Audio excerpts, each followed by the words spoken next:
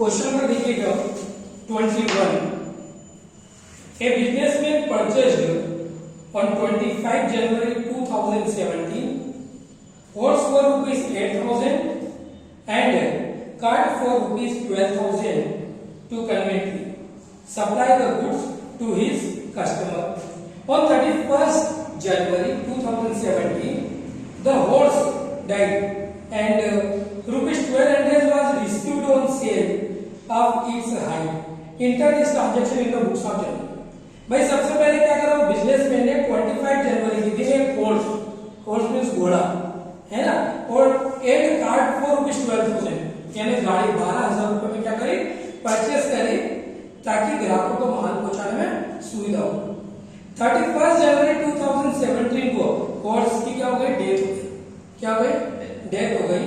And 1200 was received upon sale of its hide, और उसका जो ढांचा था वो मर गया था. उसको जो मरने के बाद उसको जो बेचने से आपको कितना रुपया मिल गया, 1200 रुपीज मिला.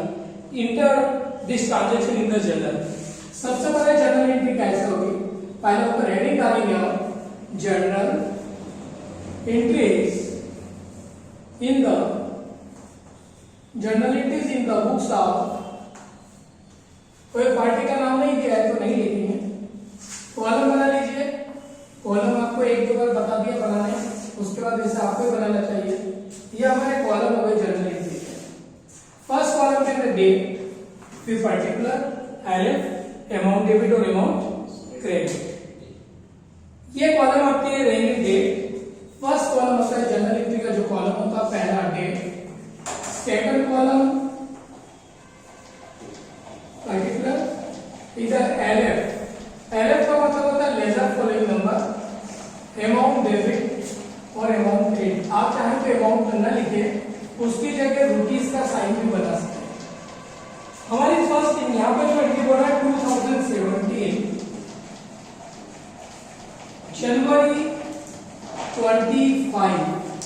अब इसने यहाँ पे क्या बोला, businessman purchase horse and cart, यानी उसने हॉर्स और कार्ट को परचेस किया है. किससे परचेस किया, नाम नहीं दिया, इसका मतलब कैश में ही परचेस किया है. तो यहाँ पे तीन अकाउंट हो गए, हॉर्स, कार्ट और एक कैश. तीनों रियल अकाउंट. रियल अकाउंट का रूल होता है what comes in is debit goes out is credit, मतलब जो उसको व्यापार में आते हो डेबिट होते हो, जो जाती हो क्रेडिट. तो हमने घोड़ा, एक हॉर्स और एक कार्ट परचेस करी, तो दोनों बिजनेस मारे, इसलिए दोनों को क्या करेंगे, डेबिट. तो ये दोनों हमारे यहाँ पे डेबिट हो जाएंगे. तो यहाँ लिखेंगे horse account debit, horse account debit. Cart में परचेस करिए, कार्ट अकाउंट डेबिट. हमने इन दोनों को क्यों डेबिट किया, क्योंकि दोनों बिजनेस के अंदर आ रहे हैं what comes in is debit.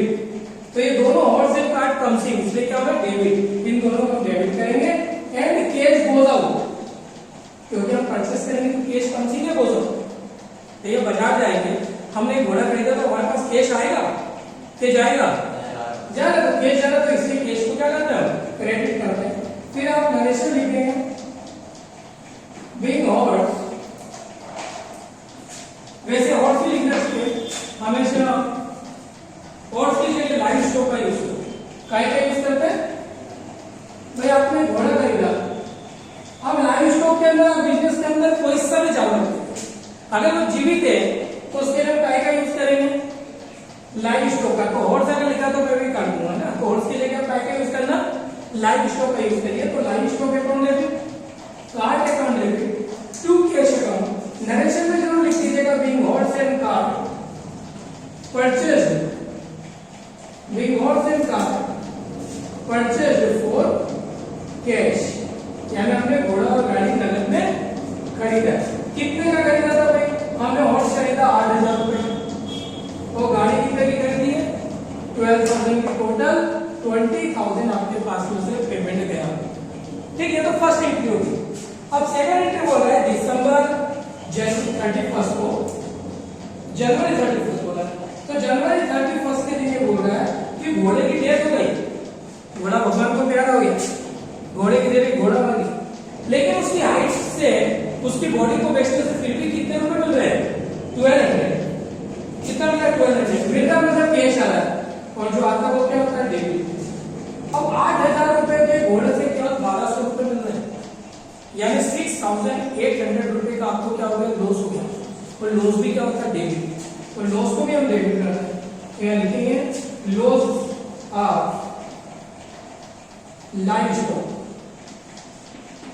Account debit to, हमारे पास से क्या गया, घोड़ा गया, हम घोड़े के लिए क्या लिखते हैं, टू लाइव स्टॉक।